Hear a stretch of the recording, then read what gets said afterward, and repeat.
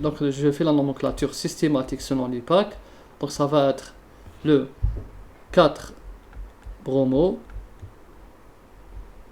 Ensuite, l'éthyle, c'est le 2-éthyle. Et 5 hydroxy d'accord, heptanal. Donc voici 4 bromo, 2 éthyle, 5 hydroxy, heptanal. La fonction aldéhyde, elle est terminale, donc elle porte pas le position. Donc forcément elle est en position 1, mais on ne va pas l'ajouter. Donc là c'est la nomenclature systématique selon l'IUPAC. Maintenant on va voir le cas des molécules qui portent deux fonctions aldéhydes. 2 fois CHO, qu'on appelle les dialdéhydes. D'accord, c'est un dialdéhyde. Donc voici un exemple. Oui. Donc ici, donc là, forcément, c'est terminal. Donc que je commence par la droite, par la gauche, c'est la même chose. 1, 2, 3, 4, 5. Ici, j'ai un pentane.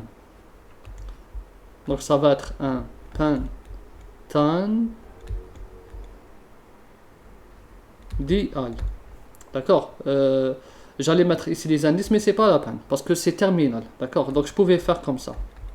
Pentane 1, 5, dial. Mais c'est faux, parce que la fonction aldéhyde, elle est terminale. Donc c'est pas la peine de mettre ça.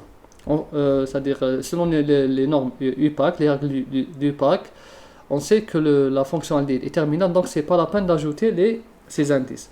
Donc ici, c'est un pentane dial. Qu'est-ce qu'il faut aussi retenir? C'est qu'il y a le E. D'accord. Donc là, on ne peut pas mettre consonne, il faut ajouter le E. D'accord. Donc il faut ajouter le E. On ne peut pas écrire pentane dial sans E. Il faut ajouter le E. C'est pas comme on a vu précédemment. Une autre molécule.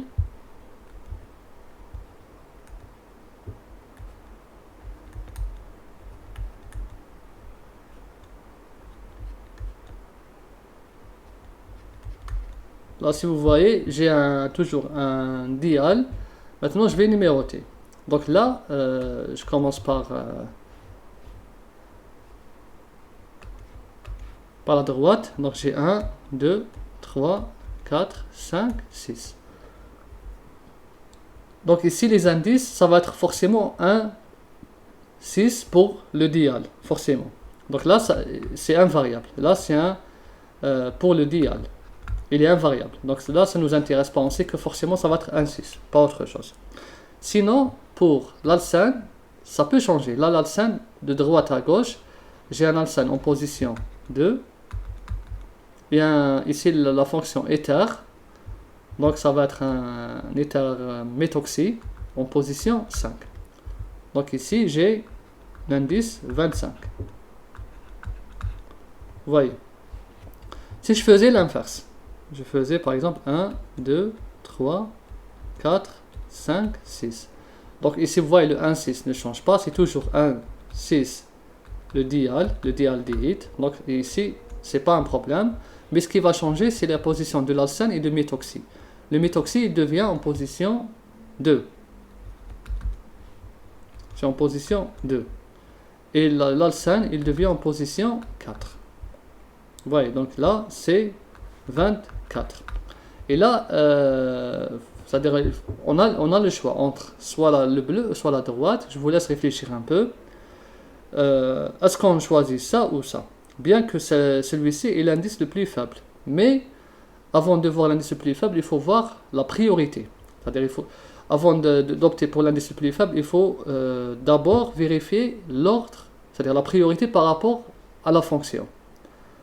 On sait que la fonction aldéhyde est prioritaire par rapport à l'alcool, et l'alcool est prioritaire par rapport à l'alcène. Donc forcément, l'aldéhyde, il vient avant l'alcène. Et les éthers, c'est les derniers. Les éthers, c'est comme les alkyles.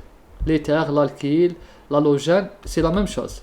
Ça, c'est en bas de l'échelle, c'est les derniers. D'accord? C'est les moins, c'est-à-dire on va dire les moins prioritaires.